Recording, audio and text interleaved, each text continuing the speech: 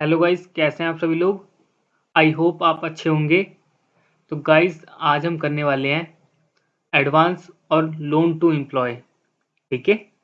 जब एक ऑर्गेनाइजेशन अपने एम्प्लॉयज़ को एडवांस देता है और उसको रिकॉर्ड कैसे करता है और उसे एडजस्ट कैसे करता है। ठीक है, चलिए शुरू करते हैं। मान लीजिए ये एक एम्प्लॉय है। ठीक है, इसे पैसों की बहुत ज़रूरत पड़ी है। ठीक है, ये बैंक से लोन लेने गया, इसे बैंक ने रिजेक्ट कर दिया। इससे अपने दोस्त से लोन मांगा, इसके दोस्त ने मना कर दिया। तो अब एम्प्लॉय क्या करे। इस एम्प्लॉय को पैसों की ज़रूरत है तो ये कहाँ जाएगा। तो इसके पास एक ही चांस है अपने एम्प्लॉयर से मांगने का। ठीक है, अपने एम्प्लॉयर से वो एडवांस उठा सकता है। But why employer give loan and advance to employ. लेकिन जो एम्प्लॉयर है अपने एम्प्लॉय को एडवांस क्यों देगा। मैंने कुछ रीज़न दे दिए आपको। ठीक है, the amount of money section by the organisation to help the employ need. The organization lighten the financial burden on the employees. The advance are recovered in installment and are usually interest free. जो employer होता है वो अपने employ को advance देता है, लेकिन वो इंटरेस्ट फ्री होता है एज पर द लॉ। ठीक है, और एम्प्लॉय है वो इंस्टॉलमेंट में एम्प्लॉयर को पे कर सकता है। ठीक है, जब वो एम्प्लॉय अपने ऑनर से बात करेगा या अपने एम्प्लॉयर से बात करेगा तो उसे लोन तो मिल जाएगा, उसे एडवांस मिल जाएगा। उससे वो क्या करेगा, उसकी जो भी ज़रूरत है घर की नीड को वो पूरा करेगा।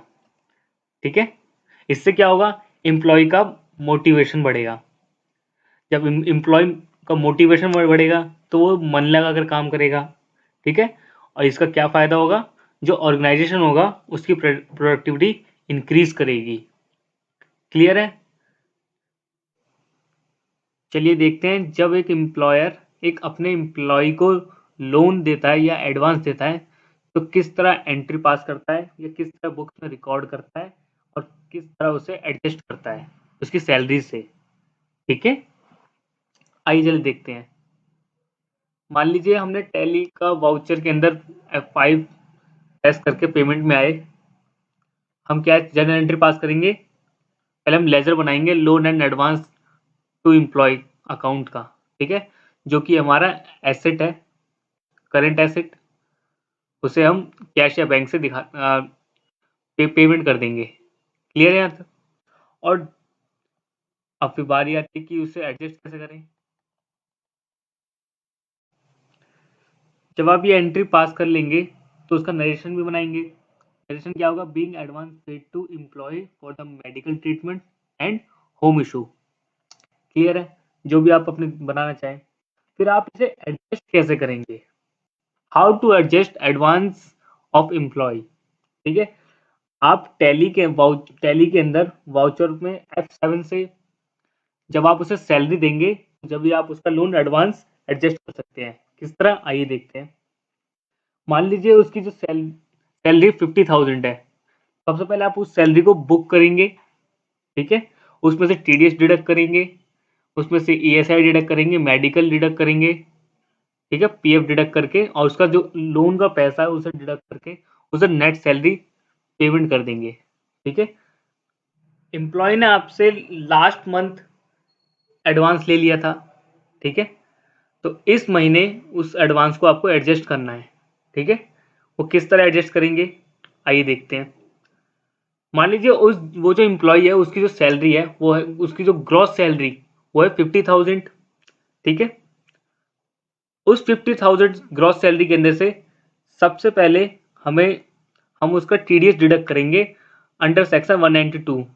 ठीक है, क्लियर है यहाँ तक। फिर उसके बाद हम उसका PF डिडक्ट करेंगे उसकी सैलरी से। फिर उसके बाद हम ESI डिडक्ट करेंगे, अगर ESI कटता है तो, वरना ESI डिडक्ट करेंगे, वरना मेडिकल अलाउंस या मेडिकल इंश्योरेंस को डिडक्ट करेंगे। फिर इसके बाद हम लोन उसका एडवांस जो उसने हमसे लास्ट मंथ लोन लिया था या एडवांस लिया था उसको हम एडजस्ट करेंगे उसकी सैलरी से। ठीक है, ये सारी डिडक्शन होने के बाद वो जो नेट अमाउंट आएगा वो एम्प्लॉय की नेट सैलरी होगी जो कि हमें उसे देनी है। क्लियर है?